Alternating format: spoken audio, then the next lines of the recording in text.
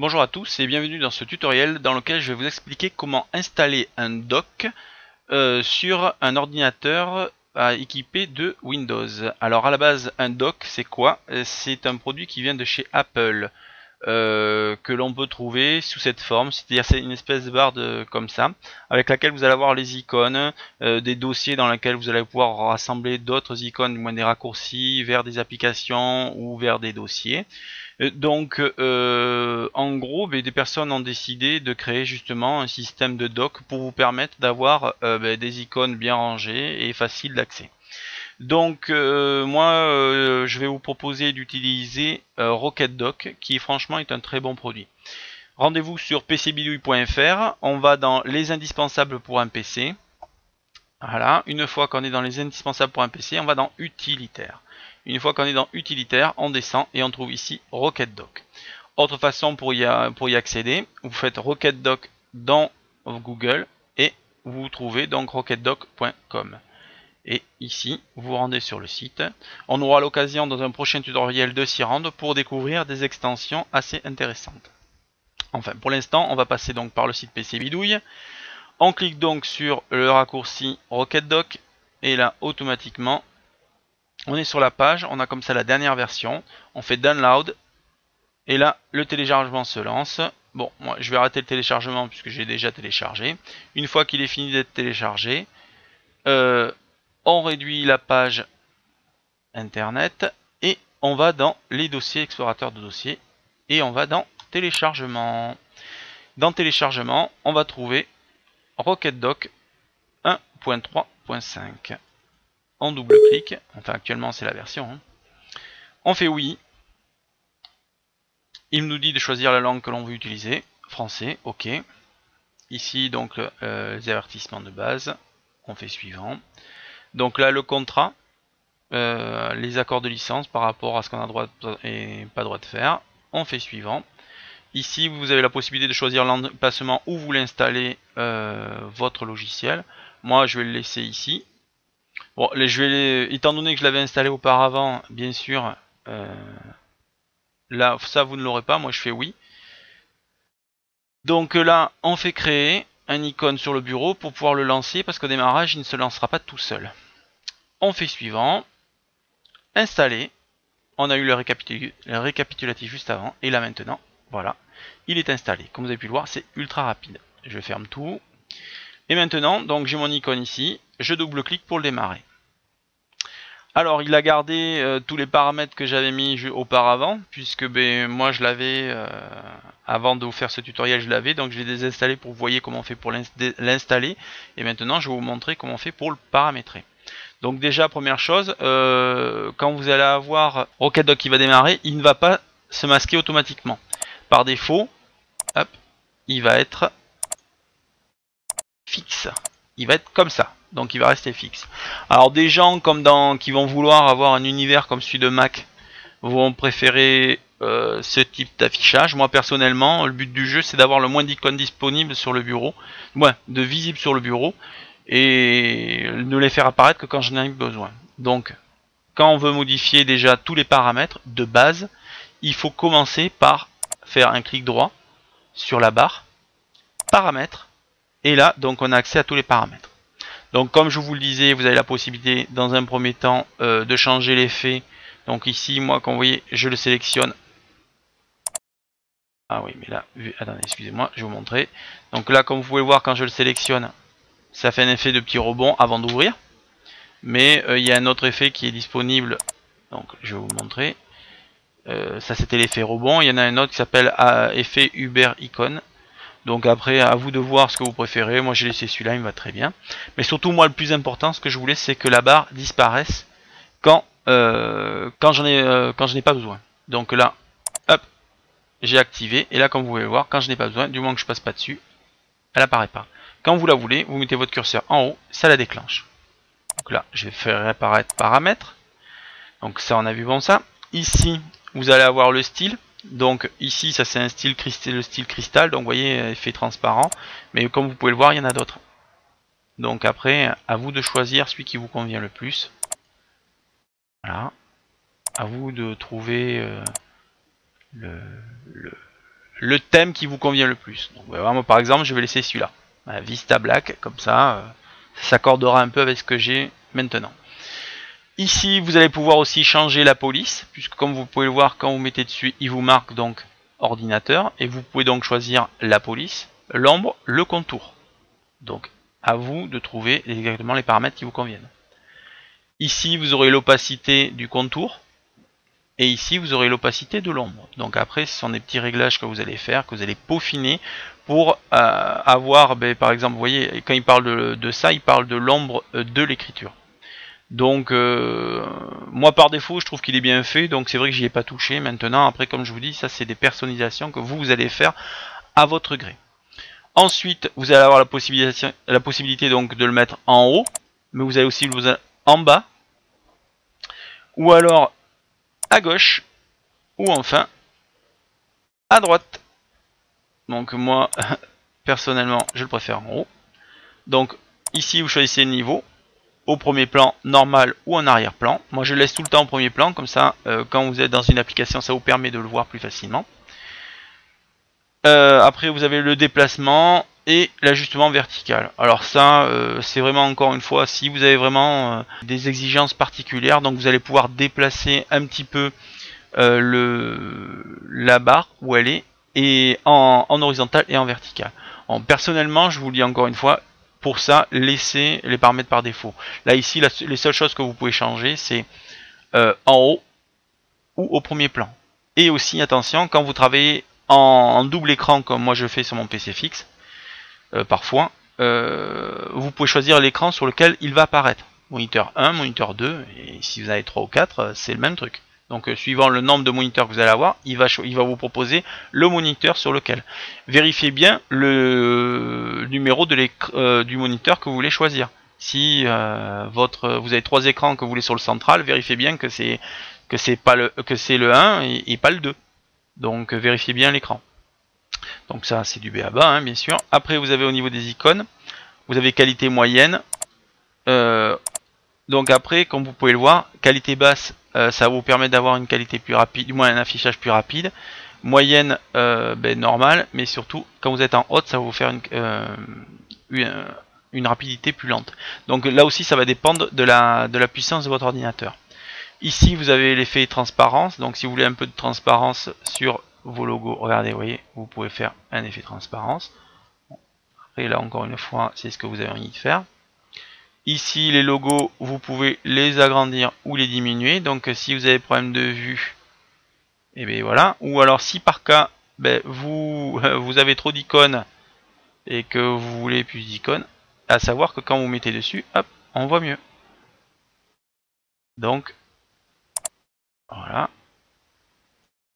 Ensuite, ici, vous avez l'effet survol, bulle, plateau, continu. Donc, ça, c'est encore des trucs que vous devez choisir au fur et à mesure. Et après, bon, là aussi, ce sont encore des paramètres que vous pouvez modifier par rapport à l'étirement de l'icône quand il s'agrandit, le nombre d'icônes animées, bon, voilà. Et enfin, le plus important, général. Dans général, vous allez trouver la langue, mais surtout, ici, par défaut, RocketDock ne va pas être activé. Donc, une des premières choses que vous allez devoir faire si vous voulez avoir RocketDock à chaque démarrage de votre ordinateur, c'est cliquer ici pour que RocketDock se lance automatiquement au démarrage. Moi c'est ce que je fais. Bon, j'ai un PC qui est récent, mais je l'avais sur mon vieux PC aussi, et ça ne ralentissait pas plus que ça. Si vous faites un nettoyage, comme je vous l'ai montré, de logiciels qui ne servent à rien ou qui vous polluent, tout ça, c'est pas ce petit logiciel qui va vous ralentir votre machine. Donc faites un bon nettoyage avec le tutoriel comment accélérer son PC au démarrage. Déjà, regardez celui-là, faites-le, et une fois que vous aurez fait ça, vous allez voir, vous allez récupérer la puissance, et vous pourrez mettre ce petit logiciel au démarrage qui n'est vraiment pas gourmand. Ensuite, vous allez trouver aussi d'autres éléments, mais le plus important c'est quand même ça, lancer RocketDock au démarrage et la langue. Après la reste, vous avez la possibilité de verrouiller les icônes si vous ne voulez pas qu'on y touche. Si vous avez un enfant par exemple que vous voulez pas qu'il par erreur il les enlève, parce que vous allez voir quand même c'est ultra facile pour enlever un icône si vous le verrouillez pas. Donc bon, C'est assez intéressant si vous avez des enfants. Si vous êtes seul à vous en servir, a priori il n'y aura pas de problème. Donc voilà, donc là on a fait vraiment le tour de général, icône, position, style et réaction. Donc comme vous pouvez le voir, quand vous commencez dès le premier truc, vous devez aller dans général pour activer ici lancer au démarrage. Ici vous devez y passer pour choisir là où vous voulez mettre votre Rocket Dock. Ici vous y venez pour choisir l'apparence. Et enfin ici vous y venez pour surtout, si vous voulez, masquer comme moi automatiquement Rocket Dock. Donc voilà, là vous voyez, j'ai fini. Maintenant Rocket Dock, il est disponible et je peux m'en servir. Mais surtout, ce qu'il faut savoir, c'est que quand vous arrivez, il n'y a pas tout ça. Il y a plein de choses, mais pas ça. Là, c'est ma barre qui était personnalisée auparavant.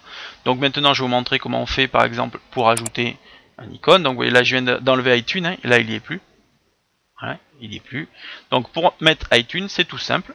Je prends mon raccourci, s'il est sur le bureau, je le prends, je le glisse, je le mets, et voilà. Alors il faut savoir par exemple pour iTunes, à chaque fois que je le mets à jour, au lieu d'avoir mon logo, j'ai un petit point d'interrogation et marqué iTunes. Et quand je clique dessus, ça démarre pas. Ou alors, une fois sur deux, ça démarre, mais des fois ça démarre pas. Chaque fois que vous allez mettre à jour iTunes, vous allez avoir un raccourci sur le bureau. Donc ce que vous faites, vous prenez votre raccourci et vous le remettez dans la barre. Et comme ça, vous avez une nouvelle icône d'iTunes. Donc ça c'est fait. Donc maintenant, vous pouvez voir, hop, je peux le supprimer, il n'y est plus. Donc si je veux en ajouter un autre qui est déjà présent sur le bureau, ben, c'est tout simple, je le prends, je le fais glisser, je lâche et c'est bon. Pour le retirer, je le maintiens, avec toujours clic gauche, je le déplace comme si je voulais le mettre au bureau, je le lâche et il disparaît. Donc je vous remonte encore une fois pour le mettre, je clique en maintenant, je vais vers le haut pour déclencher Rocket Dock, je choisis la position où je veux qu'il aille, ok, bon, on va dire ici, je lâche et c'est bon, il y est. Voilà. Donc maintenant que ça c'est fait, je vais vous montrer comment par exemple ajouter le fichier téléchargement. Puisque téléchargement, vous n'allez pas le trouver facilement, vous allez le trouver que par l'explorateur du fichier. Donc il y a deux solutions qui s'offrent à vous.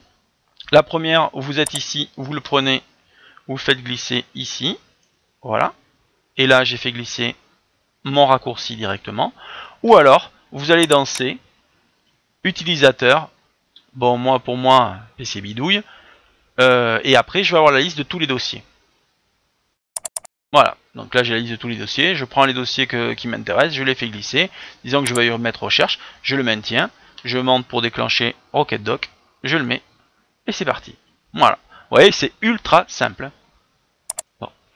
Maintenant, vous avez aussi la possibilité, comme je vous disais, de créer hop, un nouveau raccourci. Et donc, on fait un clic droit sur la barre Rocket Dock. Ici, on peut voir qu'on peut faire un fichier, un dossier, une icône vierge, un séparateur. On peut faire plein de choses. Donc là, si je veux mettre un dossier, je clique dossier. Donc, je recherche le dossier que je veux mettre. Disons que ça soit un, voilà, vidéo. Voilà, vidéo publique. Je fais OK. Et maintenant, vidéo publique, c'est disponible. Bon, ça c'était pour passer par là, hein, c'était pas compliqué. Maintenant, si on veut vraiment créer un raccourci soi-même, moi personnellement, ce que je fais, c'est que je vais vous le montrer dans un autre tutoriel. Je crée mon raccourci avec mon dossier. Par exemple, je vais créer ici un dossier. Donc, je vais faire nouveau dossier. Alors, je vais appeler test. Voilà. Dedans, je vais mettre tous les raccourcis que je veux mettre dedans. Voilà. Donc, je vais en mettre deux. Ah, ils sont tous les deux. Maintenant, je prends ce raccourci. Je viens ici. Je le glisse. Et il y est. Et maintenant, j'ai test. Donc, j'ai créé mon dossier test. Là, vous voyez. Maintenant, si je le fais démarrer, hop, il ouvre le truc. Attention, si ce dossier, je le mets à la poubelle, là, il va me dire, il est où? Donc, quand vous voulez créer un dossier, ce que vous faites, c'est que vous ne faites pas comme moi j'ai fait. Je le restaure là. Vous allez, ce dossier, vous le mettez à un endroit. Ah, je le coupe. Je vais venir ici et je vais le mettre par exemple dans vidéo. Voilà, ici. Hop, je vais le coller ici, vidéo. Et là maintenant, si je démarre, il va pas le trouver. parce qu'il n'était pas au même endroit que tout à l'heure. Donc ce que je fais, je le supprime. Mais maintenant, hop, je le mets là. Et du moment que je ne le supprime pas, ça me fait un petit raccourci qui me permet d'accéder directement au raccourci dont je voulais. Donc si par exemple je fais un dossier utilitaire dans lequel je vais mettre RocketDock, des logiciels d'entretien comme TuneUp et autres, des logiciels de gravure comme Nero aussi, ça, voilà, je mets tous ces logiciels dedans, et au lieu d'avoir tous ces icônes là qui vont prendre plein de place, hop, j'aurai juste à cliquer sur mon dossier utilitaire, hop, et j'aurai accès à tous ces raccourcis. Donc ça c'est bien pratique, ça vous permet de gagner un peu de place et d'éviter d'avoir plein de comment ça s'appelle, de raccourcis qui traînent sur le bureau, qui sont gênants, et puis bon, après vous savez plus où ils sont, tandis que là, hop, vous venez, tiens, je veux ça, nickel, je le prends, je l'ouvre, je m'en sers. Aussi, une autre chose, donc, après vous pouvez aussi, si vous avez besoin d'ajouter un logiciel que vous ne trouvez pas dans la liste, disons que je veuille ajouter, je vais créer un raccourci pour Reader, il est là, voilà, je le prends, je le glisse, et maintenant j'ai un raccourci pour Acrobat Reader. Voilà, j'aurai plus qu'à cliquer dessus pour pouvoir démarrer mon logiciel. Donc il y a plusieurs possibilités, ou l'icône se trouve sur votre bureau, vous le faites glisser dans le dock, ou alors vous allez le chercher dans votre dossier Programme File, dans C, ou ailleurs où il se trouve, vous le prenez, vous le faites glisser directement, et après, vous avez vos raccourcis directement présents dans votre barre en haut. Et ça, franchement, c'est super pratique. Voilà, et vous voyez, ça démarre ultra vite. C'est pratique, vous avez un bureau qui est net, pas de trucs qui vous gênent, il n'y a rien à dire. Voilà, bah écoutez, je pense qu'on a fait le tour sur ce logiciel. Bon, bien entendu, c'est une présentation, hein. Je vous ai montré comment l'installer et comment s'en servir le b.a.-ba. Dans un prochain tutoriel, je vous apprendrai comment le personnaliser en mettant d'autres thèmes, d'autres icônes, et même dans un autre tutoriel, comment vous créez votre dossier avec vos propres icônes. Voilà. Si vous avez des questions, n'hésitez pas à passer sur le forum, nous y répondons le plus rapidement possible. J'espère que ce tutoriel vous aura bien aidé. Bon travail, bon surf et bonne bidouille!